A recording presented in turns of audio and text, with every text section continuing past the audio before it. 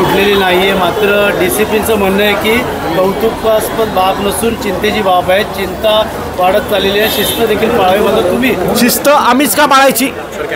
दर वेळेला शिस्त पाळायची वेळ आली की ती सर्वसामान्य माणसांनी पाळायची, सरकारने का नाही शिस्त पाळायची? आज ठाण्यामध्ये मागच्या 10 वर्षामध्ये तुम्ही मला नवीन आलेला एखादा ब्रिज दाखवा.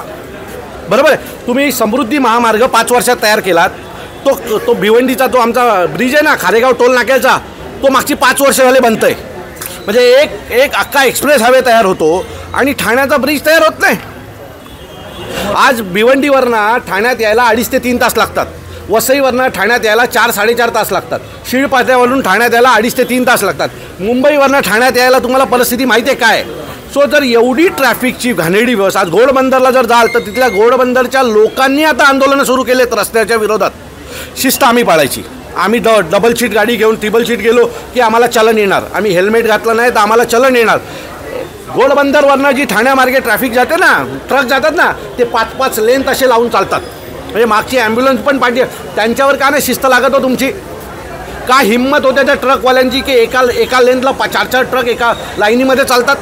म्हणजे शिस्त पाळायची ती गरीब ठाणेकरांनी, मध्यमवर्गीय ठाणेकरांनी. आणि तुम्हाला ज्या वेळेला शिस्ती पाळून ज्यांच्याकडनं पाळून घ्यायची त्यांच्याकडनं तुम्ही पाळून घेत नाही ना. रस्ते खड्डे या सगळ्यांनी आम्ही ठाणेकर त्रस्त आहोत. आणि तुम्ही जर आमच्यावर हे सतत मी तुम्हाला पुन्हा सांगतो, हे ठाण्यात ज्यांचे ब्रिज काय बनवतात ना, हे अजून 2.5-3 वर्ष काय होणार नाही आहे. तुम्ही फक्त मोठमोठ्या सोसायट्यांना परवानग्या देताय. परवानग्या देताना विचार करताय का की या गाड्या कुठे उभ्या राहणार? या गाड्या कुठल्या रस्त्याने जाणार? रस्ते तेवढेच आहेत, तुम्ही रस्ते वाढवले नाहीत आमचे. आज आम्ही ज्यावेळेला गाडी विकत घेतो त्यावेळेला तुम्ही रोड टॅक्स घेता आमच्याकडनं, बरोबर आहे. रोड टॅक्स घेतल्याच्या नंतर आम्ही कुठेतरी गाडी पार्किंग करणार ना, मग ती गाडी पार्क केली का लगेच मागणं तुमचा टोईंगवाला येतो, टोईंग उचलतो. आता काय गाडी उचलायची आणि कॉम्पॅक्ट करून खिशातनं घेऊन जायची का? सो आम्हाला व्यवस्थापन पुरवण्याचं काम हे सरकारचं आहे. का नाही पार्किंगच्या उत्तम व्यवस्था केल्यात? तुम्ही पार्किंगच्या व्यवस्था केलेल्या आहेत, त्या गावदेवीत पार्किंगची व्यवस्था केली. पे अँड पार्क म्हणजे तुमच्याच नगरसेवकांच्या पे अँड पार्क, म्हणजे गाडी लावायला पण तुम्ही आमच्याकडनं वेगळे पैसे घेणार. महानगरपालिकेच्या फुकटच्या पार्किंग व्यवस्था कुठं दाखवा आम्हाला.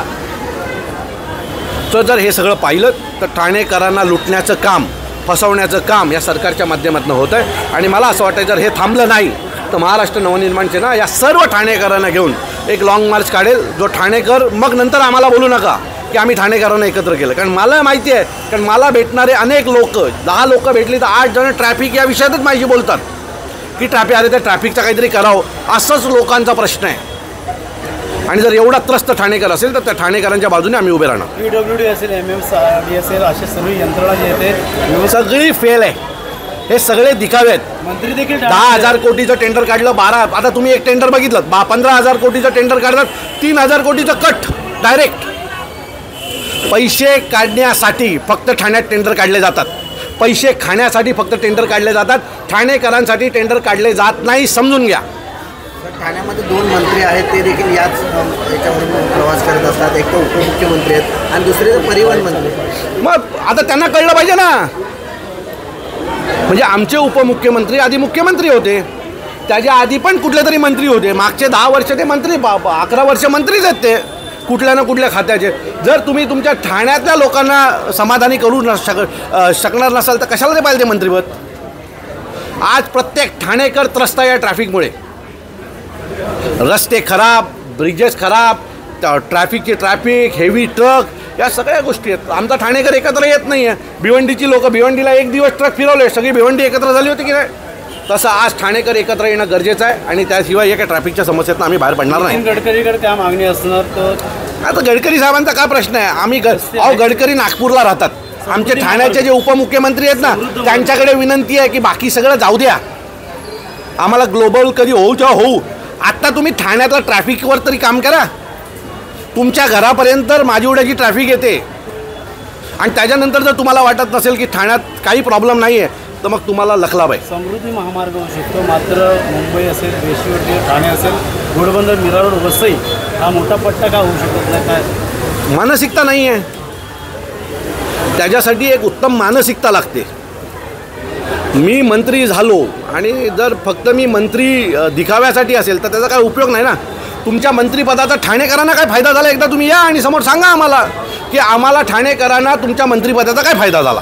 देवेंद्र फडणवीसांची कुठं करडी नजर नाही का अशा गोष्टीवर? आता कोणाची करडी आहे की वक्रदृष्टी आहे ठाण्यावर मला माहीत नाही, पण ठाण्याचा विकास थांबला आहे. ठाण्यात ट्रॅफिकच्या समस्या वाढल्या आहेत, ठाण्यात अनेक प्रॉब्लेम वाढले आहेत. आता हे कशामुळे झाले ते तुम्ही शोध लावा. कुठे ऐकता तुम्ही? हे सगळे खोटे, अहो हे खोटे आकडे आहेत सगळे, हे सगळे खोटे आकडे आहेत. 2800 कोटी, 3200 कोटी, 1200 कोटी, 12,000 कोटी, हे सगळे खोटे आकडे आहेत. मला ठाण्यात एक ब्रिज झालेला दाखवा.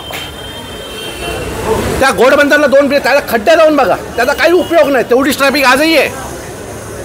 नियोजन नाही, प्लॅनिंग नाही, फक्त निधी आली म्हणून ती कुठेतरी वापरायची म्हणून उभे केलेले ब्रिज आहेत. त्याला ठाणेकरांना काही अहो मी तुम्हाला सांगतो, हे टेंडर दिले जातात त्यातले पैसे खाण्यासाठी, ठाणेकरांच्या भल्यासाठी नाही. अरे मूळ ठाणेकरला काय मिळालंय मागच्या 10 वर्षात दाखवावं. उपमुख्यमंत्री एकनाथ शिंदे अनेक वेळा किस्सा सांगतात गुवाहाटीचा. काल अंधेरी देखील सांगितला, मी डॉक्टर नसलो तरी अनेक वेळा शस्त्रक्रिया केली आहे, ऑपरेशन. जरा ठाण्याच्या ट्रॅफिकची पण शस्त्रक्रिया करा जी तुमच्या घराबाहेर ते, ज्याने ठाणेकर त्या शस्त्रक्रियेचा कोणालाच फायदा नाही झाला तुम्ही सोडून. त्या शस्त्रक्रियेचा फायदा फक्त तुम्हाला आणि तुमच्या कुटुंबियांना झाला. आम्हाला ठाणेकरांना आवश्यक असलेली ट्रॅफिकची शस्त्रक्रिया कधी करताय हे पण जरा ठाणेकरांना सांगावं. एबीपी माझा, उघडा डोळे बघा नीट.